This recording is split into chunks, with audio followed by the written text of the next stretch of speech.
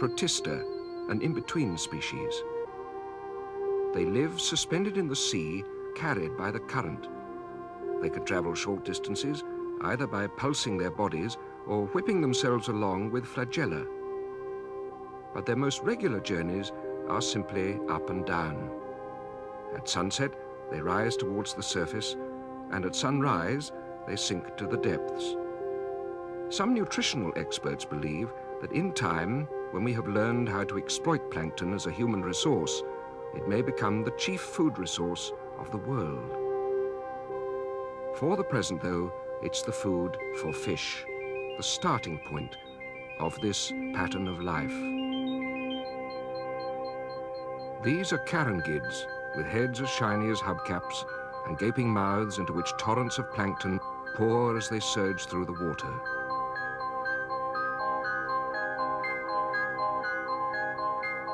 Carangids are filter feeders. Their food is strained through a mesh at the back of their throats. The shoal is perfectly synchronized. Their mouths open and close in unison, but the action is in response, not to the command of a leader, but to pressure on the lateral nerves on the outside of their bodies, which tells them when to turn and where the plankton is at its thickest.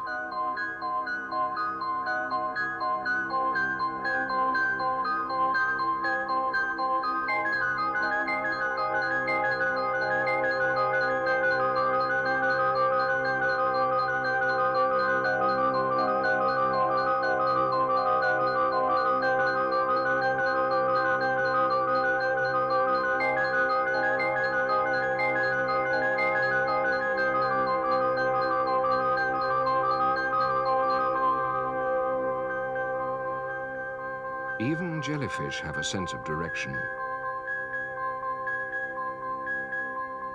It's called Phototaxis, and it's what steers them towards light or food.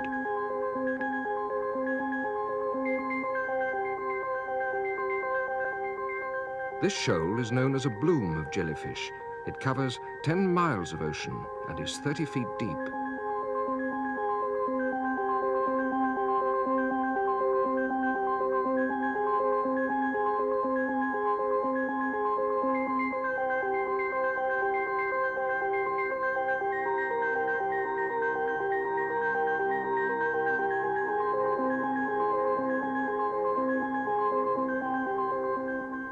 Among so many millions, casualties hardly matter.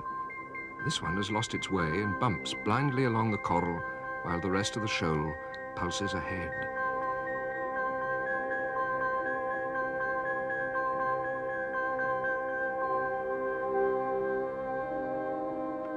Other strays are already exhausted. An emperor angelfish has found its next meal.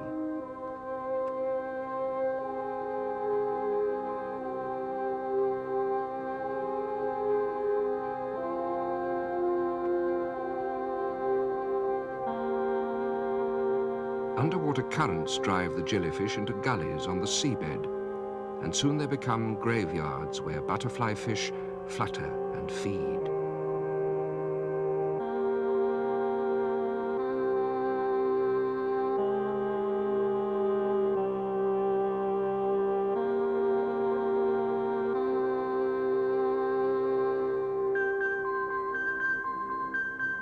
But here's one that got away.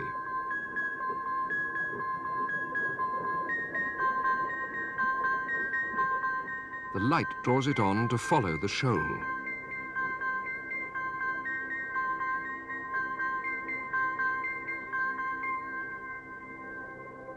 A collection of cowrie shells once represented money and wealth. They were used as currency in Africa and the Pacific. But this species, known locally as Four Eyes because of the markings back and front, is too small to count as anything but small change.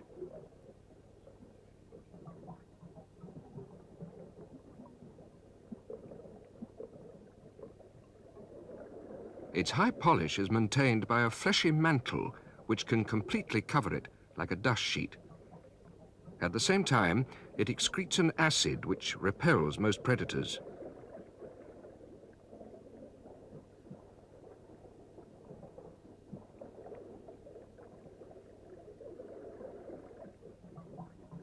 The conch, or spider shell, has no such defense.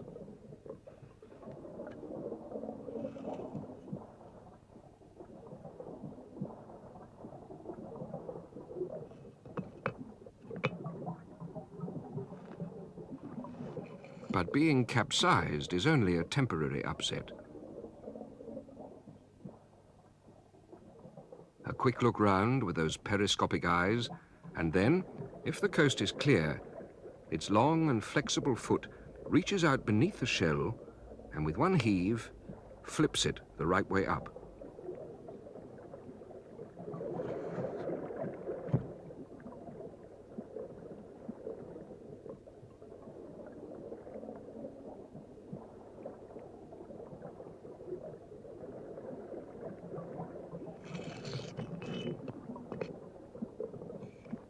A conch will travel considerable distances, hopping over the seabed on its single foot.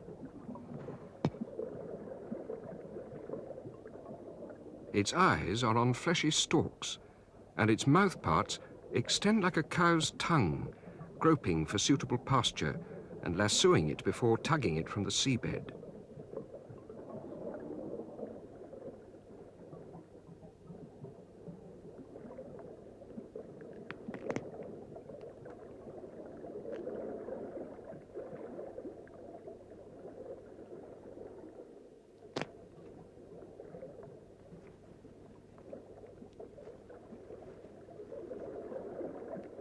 The conch harms no one.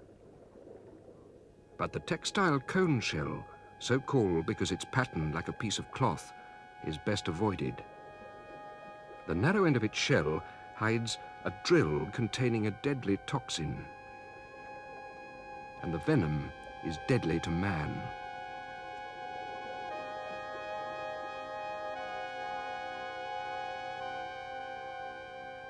The paper Nautilus has no weaponry. It's a kind of octopus, and this is possibly the first time it's been filmed. This is a female, and her shell is formed by two large flaps or membranes on the dorsal arms, in which her eggs are laid and the young hatch. The male has no shell, and he is much smaller than his mate. In fact, he is about half as big as a matchbox. The shell is very fragile.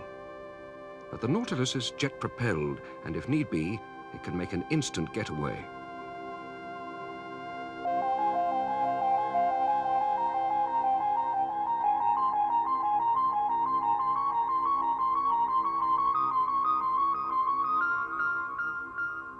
The hawksbill turtle makes more leisurely progress, but it has great stamina, and it can swim hundreds of sea miles before tiring.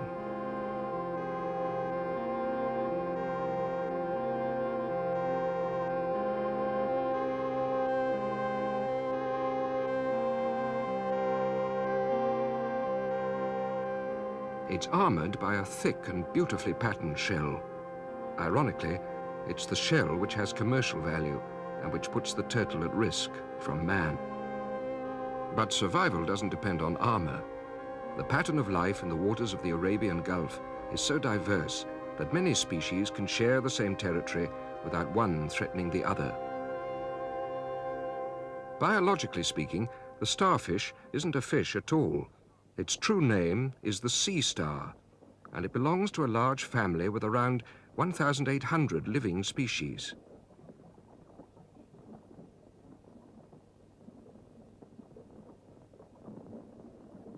It travels on tube feet, hundreds of them on each arm. The feet are hydraulic and have suction pads. Each one is hollow and filled with fluid, which expands and contracts with each step. The feet are also used to prise open the shells of oysters and clams on which the starfish feeds. The Featherstar lives on what it can filter from the sea.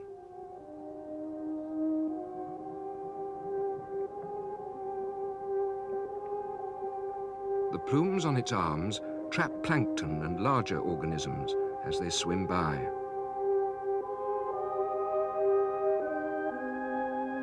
But it's not entirely dependent on what the current brings. The Featherstar is not a plant, it's an animal.